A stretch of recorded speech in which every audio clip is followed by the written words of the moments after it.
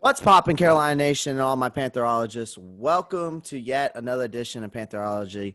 We have a special guest on today. You know, the man, the myth, the legend, Shellitronnn. What is up? What's good with y'all, man? What's happening? So, Glad to be here.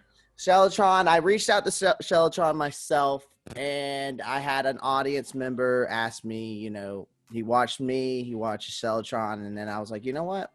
Why don't we get Mr. Shellitronnn himself on the channel and talk about some things. We're going to talk about some coaching. We're going to talk about Teddy Bridgewater this year, the future, what holds, what doesn't. And then we're going to talk about the Week 17 matchup against the New Orleans Saints. Yep. A lot to get into. A whole lot to get into. Yeah. So, how do you feel about the coaching this year? And I would say, from Matt Rule, we'll start with him, and then we'll go into Joe Brady and Phil Snow. So let's start with Rule. What overall, how do you feel about Matt Rule? Overall, I think the best way to evaluate a head coach, especially a newer head coach, is seeing how players react. I think one of the biggest examples on the whole team is seeing the growth of a player. And I think Dante Jackson might be the best example of seeing how a different head coach comes in. We had Ron for a long time, 8-9 years. And I think I made no secret about how I felt about Dante. I thought he had a lot of talent. Obviously he's fast. Obviously he has bunnies, but I thought that he had some attitude problems. There was times where, I even called him out for copping real weird attitudes with the media, lying about, his attitude about plays where he got beat, blaming the coaching staff and whatnot. But seeing him this year, and my biggest problem was never about him being inconsistent, which he was. It was about the attitude stuff.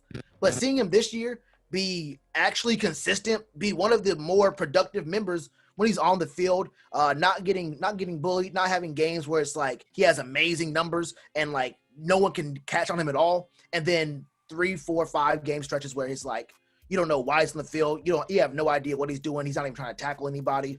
I think this year, seeing that growth and that consistency out of him makes him, it kind of shows me what Matt Rule's all about. He's more of a defensive guy. He used to be about offense, but for the longest time, it's been about defense. And I think seeing Dante grow like that has a big effect. I think looking at the team as a whole, I came into the season thinking it was going to be really good offense and horrible defense.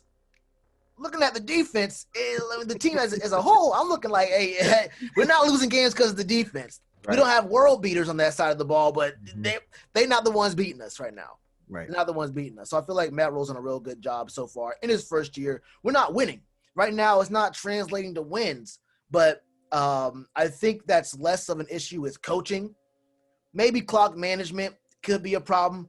But overall, I wouldn't say that Matt Rule is bad, especially out in his first year in the league, first year here, everything going on. I feel like Matt Rule's done a pretty good job. Yeah, I think if I remember correctly, when Steve Spurrier first came in with the Redskins, didn't he go 6-10 or something like that? So they've been mediocre for a minute. I would believe 6-10 sounds about right. Yeah, so it's for me, I was Matt Rule. And I'm actually going to throw Joe Brady in this mix. For me, I feel like they put together a solid NFL system. So, because they're both former college coaches, and what many new coaches do and enter their offense around players that were, with familiar with the scheme. Teddy Bridgewater was previously played with Brady in New Orleans. And then Robbie Anderson, he previously played with, Matt Rule at Temple. So, I wasn't surprised about that, with those two. So I felt offensively, like you said, I felt the same way.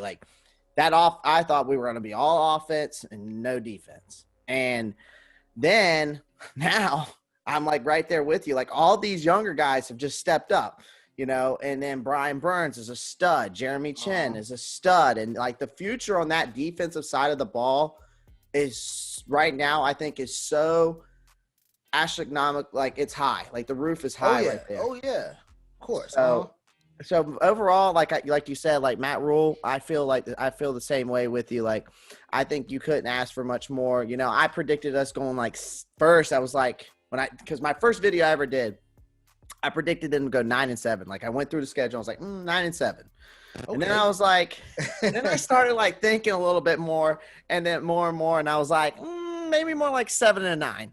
So, and so I did another video and I redid it and I picked 7-9, but you know, we'll get into the Saints game at the end, but, you know, I'm overall, I'm happy with the way things have shown out, with Matt Rule. I think, the only thing that I could say is on the offensive side, I really wish that we would utilize Mike Davis a little bit more and differently. I agree. I think there is room to use Mike Davis a little bit more. The only problem is finding an actual balance between how much you want to run the ball and how much you want to use the two guys who have 1,000 yards receiving, and then the third guy who has 700, and guys who you maybe have 850, maybe even 900 with a slightly better quarterback. So like you have all that talent on the field, and Mike Davis is a good running back. I mean, he's not one of the top running backs in the league, but he could definitely be, the number one running back on a team. He's definitely good enough to be the number one running back on the team, and he blocks well too. Mm-hmm. And I do think his numbers could be a little bit higher. I don't think his numbers are where they are because of his lack of talent. He just cracked 1,000 yards from scrimmage, I think, in this last game against the Washington team. So, I mean, he probably could have more yards. He could have more yards and more production, more touches.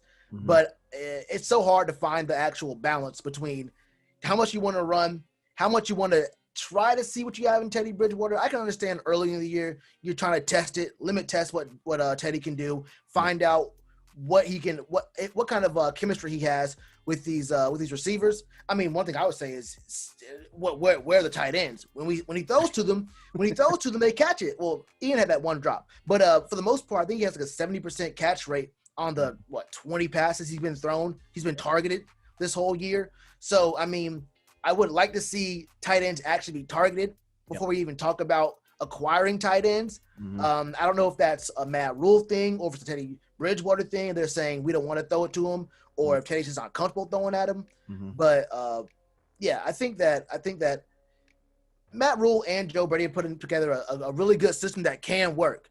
Mm-hmm. It definitely can work.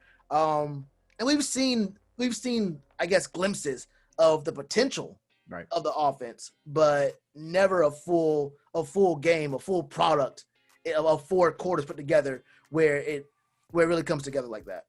Yeah, and it's just like, I think Brady, usually puts his playmakers like in positions to succeed. You know what I mean? They getting them the ball in open space. I mean, he has, however, had too many questionable play calls thus far, I feel like, though, like you were saying. And it, particularly most of the time, I feel like it's on 3rd or 4th and short. You know what I mean? Yeah. So, all in all, though, I think that this coaching staff offensively with Brady and, I mean, I guess Rule is probably helping a little bit on that offensive side, has exceeded expectations a little bit. Winning in the NFL is not easy at any cost. So, and for them to even string together victories in a tough division that they're in, with their best player out, Christian McCaffrey, I think that says a lot too. Yeah, I agree. You want to get to the defense? Because there's a lot about the defense. There's a whole lot with the defense. Oh, yeah, let's do it. So, I mean, Phil Snow, what you got for me? Phil Snow, bro, Phil Snow has done a way better than I thought he would. Honestly, I thought Phil Snow would have a real hard time with this defense. I thought anyone, it didn't matter who the coach was, who the DC was going to be. I thought that it didn't matter who the guy was. This was a real young defense with guys you couldn't even name. I didn't know who Justin Burris was when we signed him. Sam Franklin, I was like, okay, another guy that Matt Rule knows. I mean, these guys aren't all that great. Trey, for me, I like Trey. A lot of people don't like Trey Boston. I thought that my feeling on Trey Boston is he's a replacement level guy, a dude who won't single-handedly lose you games. He won't get cooked constantly over and over again to the point where you can point him out and say, Trey's the reason why you lost this game. But he also won't be the reason why you win games either. Right. So, like, Trey's there. He's doing his job. He might miss a tackle or 2 or 3, and he might get burnt. but he'll always make it up to you in a just a decent way. He won't go out there, and get picks, force fumbles or whatever, but he'll do his job later on. He'll get you back on the back end. But you see Jeremy Chin. You see he's going crazy. Brian was injured for what was it, 4 or 5 games last week, 6 games last year. So we didn't get to see his full potential as a rookie.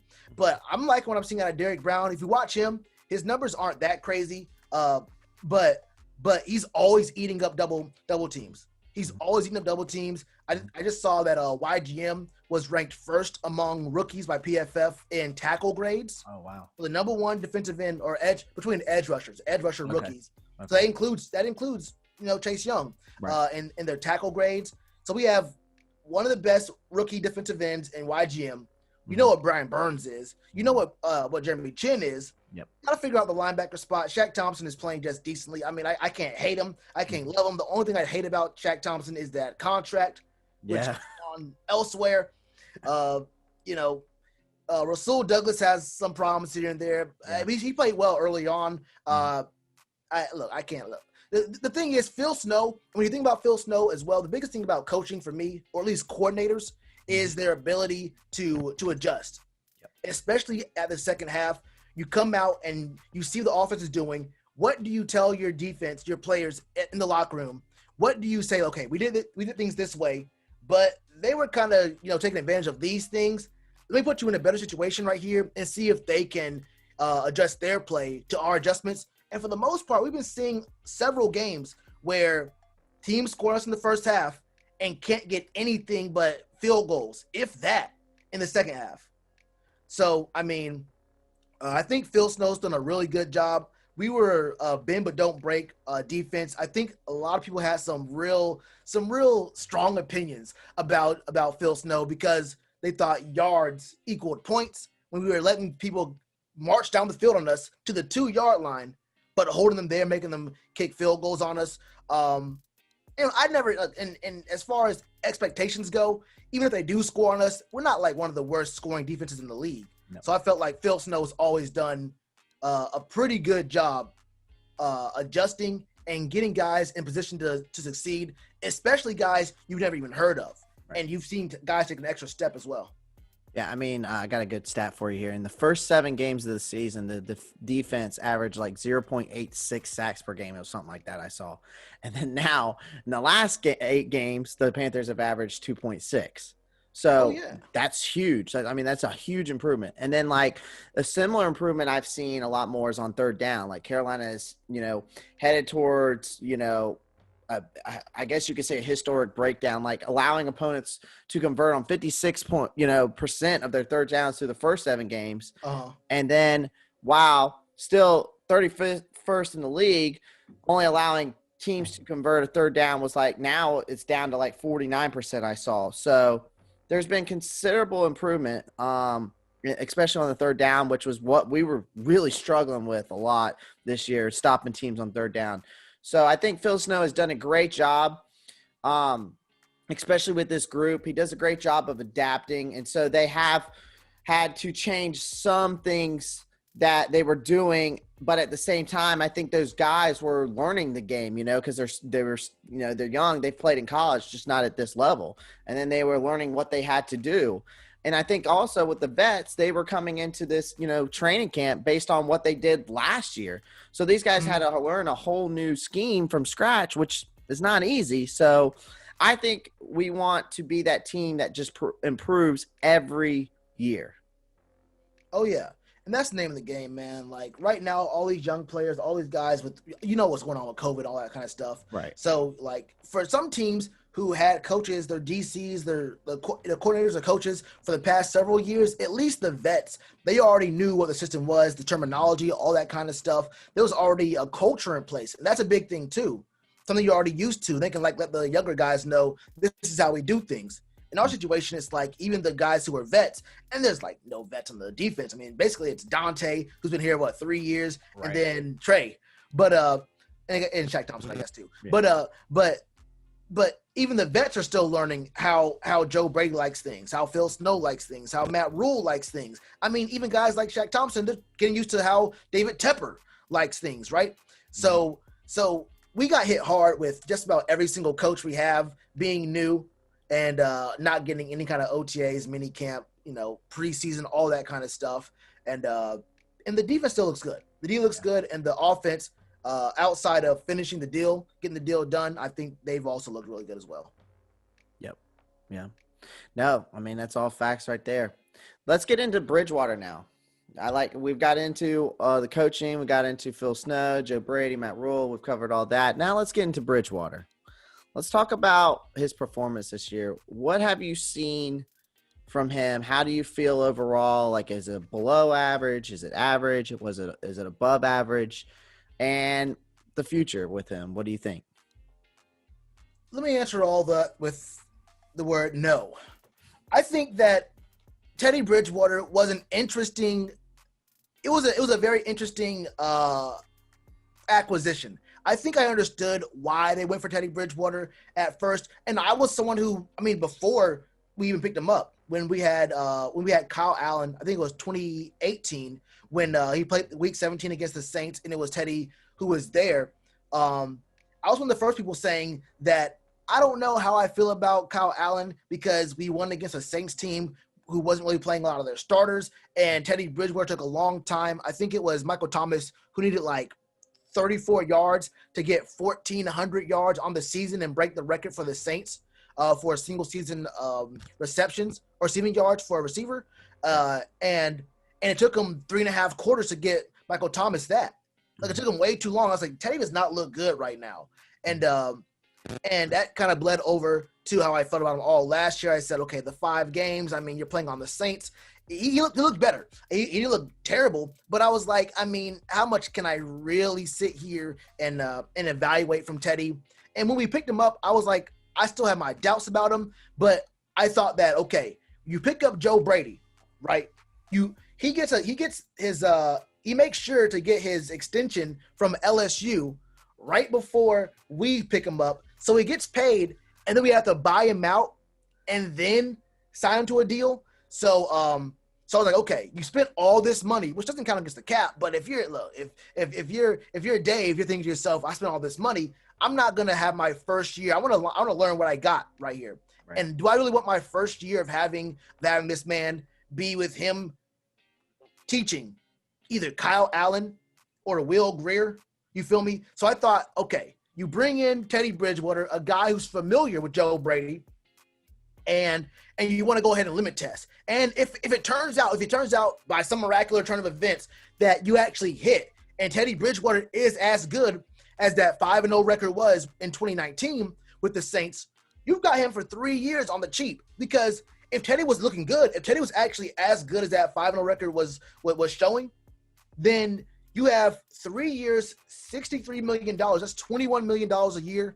Right now, Teddy Bridgewater is the 20th highest paid quarterback in the league. And his contract is only fully guaranteed for $33 million.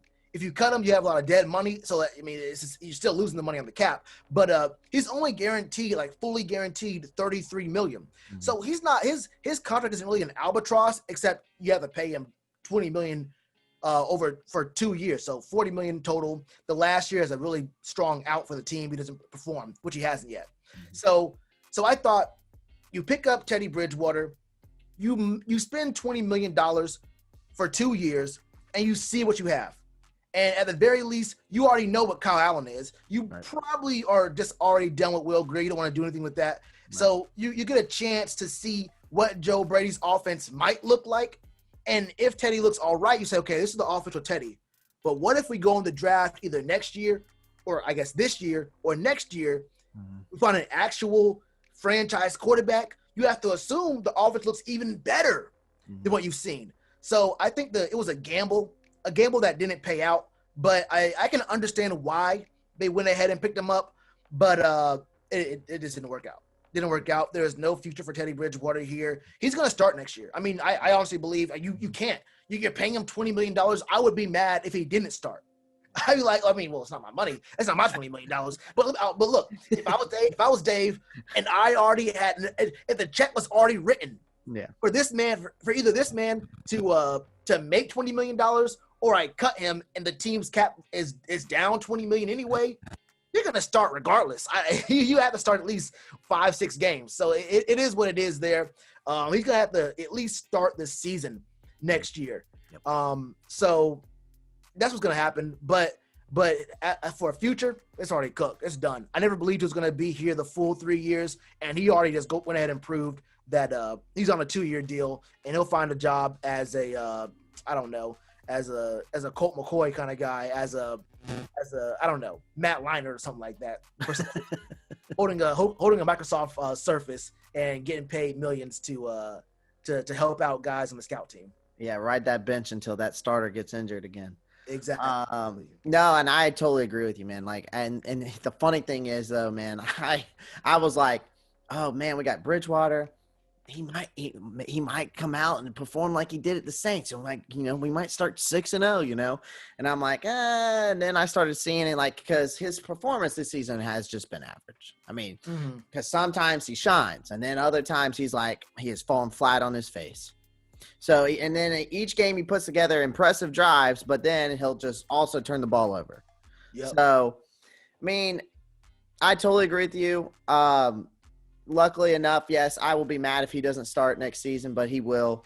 He's just – the way I put it is like this. He's not Mr. Right. He's just Mr. Right now. Oh, yeah. Yeah. 100%. And that's the best way to put it. He's not Mr. Right. He's just Mr. Right now.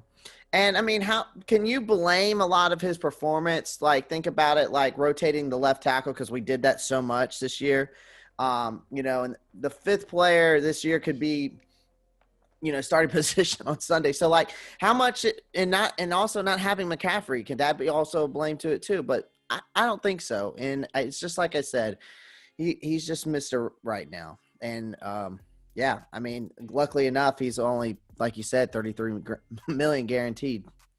Yeah. And like you said, like you mentioned, like there definitely are some, I wouldn't even call them excuses. I would say explanations why he might not be having the best year he could have possibly. Like he's not having the peak of what it could be. Even if he's like underperforming in some areas, he could be having better years if we had a better O-line and if C-Mac was healthy. But this defense has put, and even the offense, even him on offense, has put this team in position to win numerous times, almost 10 times, at least half of this season.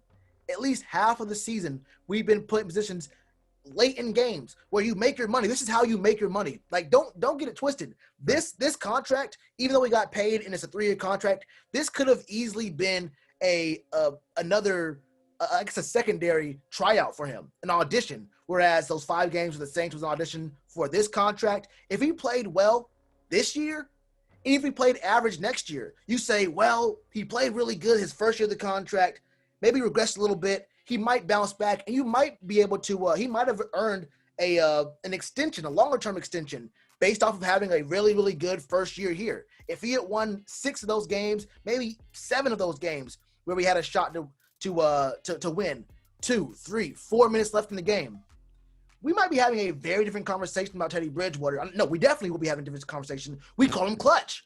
We wouldn't just say he's good. We say he's clutch. Right. We say he has game-winning drives in his first year here under the circumstances. All the excuses would be like, whoa, this makes him even more Herculean. He comes in, catastrophic injury, overperforms what you think on a cheap deal. This is value. And then you have one more year. As long as you don't actually look like Jarrett Stidham or something like that, or I guess even Cam right now, I can't lie to you. But as long as you look like those guys, I mean, you can probably warrant getting an extension after next year. But what he's done he ruined his audition, I think. Yeah, and I think another thing is because I was reading some articles and like reading stuff and like watching some stuff and watching some game film too. And like Matt Rule told him, like in the Packers game, and we were right down there in the end zone and we were about to score. And he told Bridgewater, whatever you do, when you dive over the line, do not reach with the ball over. What does Teddy do? Reaches with the ball over, fumbles it in the end zone, fumbles it. So then like that. And then like also another mistake he made, like also in the last game, he threw an interception and he also fumbled the ball. So those little mistakes, the only reason why we beat Washington was because of that defense. The reason we beat Washington was because of Dwayne Haskins. Well, that too, but like the defense had that. The defense was on the field. I think that was a situation where literally anybody with eyes and two hands with 7.5 fingers. Because I saw JPP pick Teddy off. JPP only has 6.5 fingers. So if you had as many fingers as JPP, you probably could have done pretty well against Dwayne Haskins. 6.5 fingers. But the defense did. They showed up. I mean, if you want to give Tyre Whitehead and Trey Boston, that much love, we can. I think we can. But yeah, the defense has shown up. My whole thought on it is that this man Dwayne Haskins is horrible. So it's kind of like that game to me was kind of like the Lions game with PJ Walker. It's like, how much can I really say PJ Walker? Like, it's hard for me to evaluate him playing the Lions, who fired their head coach a little bit later on, and their defense is one of the worst in the league. It's kind of like, how do I evaluate how Tyre Whitehead and Trey Boston looked in that Washington game when it's like Dwayne Haskins might be he is the worst starting quarterback in the NFL. I'm trying to think, could it be Colt McCoy? Maybe not. I don't know. It has to be Dwayne Haskins. It has to be Dwayne Haskins because he at least was named a starter. He's not out there he's out there because of injuries. I don't know. Maybe it's kind of hard to tell. It's kind of hard to tell with Dwayne. Week 17, Carolina Panthers, obviously, versus the New Orleans Saints. Preview and prediction, my friend. This is the perfect game, in my opinion, because Green Bay won. Since Green Bay won, and since the Saints also won, I'm pretty sure Green Bay hasn't locked in the number 1 seed. I don't know what their head-to-head was. Did they lose to the Packers? Because didn't we play the NFC North? Yeah, we did this year. We lost the Packers, but I don't remember the Saints playing the Packers. I feel like we definitely played the NFC North this year, unless that's the last game of the year. I don't think it is, though. I don't think that's the last game for the Saints. Yeah, not the Saints. But the Packers, they did. The Packers beat the Saints. So okay. I'm pretty sure the Packers probably locked in. Nope, they didn't clinch. No, yeah, because the Saints have to beat us to make the first round bye. Yeah, because they're gonna have because they have to be 12-4. Yep. But even if the Packers lose this upcoming game, they're gonna be 12-4 as well. Mm-hmm. But they have the tiebreaker on the Saints. Right. So I think they have to, unless the Seahawks go 12-4, and they might have a shot at maybe. Either way, it seems like the Saints have to at least try to win this game to get the number 1 seed, because only one team gets a bye this year. Mm-hmm. So we're probably still going to get their best. I thought that if they lost 1 or 2 other games before this, they would have just gone ahead and sat players. Would have gone ahead and said, okay, well, we're not gonna win. We're not gonna get the number 1 seed anymore. Nothing really to play for, since we're just gonna go ahead and win the division either very easily. So so I thought that they would try to give us a win like they did in 2018, but since they still have a fighting chance at maybe with tiebreakers or whatever, getting number 1 seed and getting that bye, and they do want to go into the playoffs with a little bit more momentum, I can see them being serious and wanting to actually play us, which means that we go ahead and catch this L very quickly. I mean in fantastic fashion. It's gonna be a very, very lovely game as far as that goes. I don't really see us having much of a shot. Yeah. Against a Saints team that wants to play. I mean, Alvin Kamara. Did you watch the game or look at the highlights of Kamara? Yes. Hey, look, I will never say that Alvin Kamara is better than Christian McCaffrey, but I always will say that he's in the same conversation. For like sure. When it's dinner time, they're the same table. They're the only two at the adults table at Thanksgiving. But Alvin Kamara makes a very strong case. Mm-hmm. He is definitely, I think, the second best receiver or second best running back in the league. Yep, definitely second best running back in the league. I don't disagree there, because you got Zeke, and then you got to think about Derrick Henry too, because I think both of those guys are kind of right there too. Mm-hmm. But no, when way Alvin Kamara, man, performed, I was like, that's Christian McCaffrey level. That's Like when, even when Saquon's healthy, that's Saquon level. And then like for him to do what he did, even, I mean, I don't care who they were playing. You put 6 touchdowns on a team. Yeah. That's all you. Yeah, he was playing Madden on rookie mode. It's ridiculous, bro. It really was ridiculous what he was doing out there. I was like, hold up, I gotta watch. I gotta see what's going on in this game, bro. I was like, what is happening right now? 6? Yeah. It's crazy. And my buddy had him on his fantasy team, and I'm like, dude, you just won the league, so. Yeah, right. You just go ahead and it's already a done deal. It's already a done deal. I know C-Mac owners, yeah, and everyone who got C-Mac had to have picked him in the number 1 overall. I know they mad. Don't worry. Don't remind me. Oh, you picked him up? Yeah, I would have too. If I had the number 1 pick, I definitely would have picked up C-Mac. Yeah. But yeah. No, but for the Saints game, man, I don't disagree with you. I think that they're going to probably beat us pretty soundly. I mean, it's going to kind of be like a walk through. I mean, unfortunately, unless our defense just shows up and causes, stops the run and causes Drew Brees to throw the ball, because Drew Brees threw 2 interceptions last game, so he hasn't looked very, very good. So I mean. But no, I kind of see this game being like a 31 to 14 kind of ordeal. Oh yeah, I agree. And also, I want to circle back to what we said in the very beginning of this video, talking about adjustments with Phil Snow. Phil, when we played the Saints earlier this year, I think they scored, what was it, either 21 or 27 in the first half. Might have been 21, but they only scored field goals down the stretch. After that, we adjusted. He stopped with those deeper zones. He brought him up 2-3 more yards, and we stopped respecting Drew Brees' deep ball. And we were looking pretty good against the run, and the defense actually stepped up. We didn't win the game, but the defense actually stepped up, and we had opportunities in that game.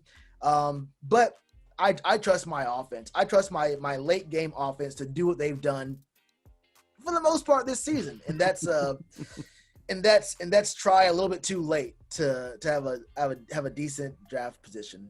Yeah, I mean, you're not wrong there, because that was, be honest with you, besides the KC game, that was probably Bridgewater's best game against the Saints when we played them last time. So, but yeah, they're gonna. I don't see this. For them to get that first round bye, I think the Saints are gonna do whatever it takes to win this game, and if they have to blow us out, they'll do it. Yeah, I want to look at what Taysom Hill does in this game as well. I don't like Taysom Hill at all for some. No. I don't know what it is about Taysom Hill. It's just a weird situation with Taysom Hill, but I can see them using him a lot more. And Teddy a little bit too friendly over there with the Saints. I don't mind the whole camaraderie thing, but I'm looking at the stats right now. Maybe I don't put so much blame on Teddy. I'm just looking at Mike Davis going 7 carries, 12 yards. Right. Yeah, we had no run game. We had no run game then. But still, it's gonna be a slaughter. I think you said 31-14. Yeah, that's my prediction. I can see it being around there. Maybe 17. I think we get Joey Sly. Maybe 16. But maybe 16. I think it might be 2 touchdowns, missing an extra point, and we get a field goal. Get Joey Sly that 65-yarder. Yeah, we might let him get a deep field goal. Watch him miss an extra point. It'll happen. It'll happen. I always have to pick these weird scores for us because I never know. I just don't know if we're gonna make that extra point. Yeah, it's a coin flip. Yeah. Well, Shellitronnn, man, I appreciate you coming on my channel. It means a lot to me. I'm the young buck with all these Carolina guys, if you go around and look at the subscribers, but I'm working on it, man. And I appreciate you coming on. Yeah, guys, pound that like button, pound the subscribe button. You know what I mean? If you haven't already. Sure. Go look up Shellitronnn if you haven't. It's not that hard to find him. I got it. I'll put his link in my bio. And yeah, guys, thank you, Shellitronnn, for coming on, though. Oh, no problem, bro. Anytime. So hopefully we can get together and do another video here soon. Okay, yeah, we can even do one on my channel if, like I told you, if I can organize it. You never know. If we did get that happening, and we might do. No, I know for sure I'm gonna have a roundtable once, a couple months, once we get down past the Super Bowl and we're getting into free agency and the draft, all that stuff. I definitely want to have a lot of y'all on for that. But yeah, we should definitely do this again for sure. Yeah, for sure. Well, thanks, man, for coming on. Panther Nation, Pantherologists, and Shellitronn's fans, keep pounding. Keep pounding, y'all.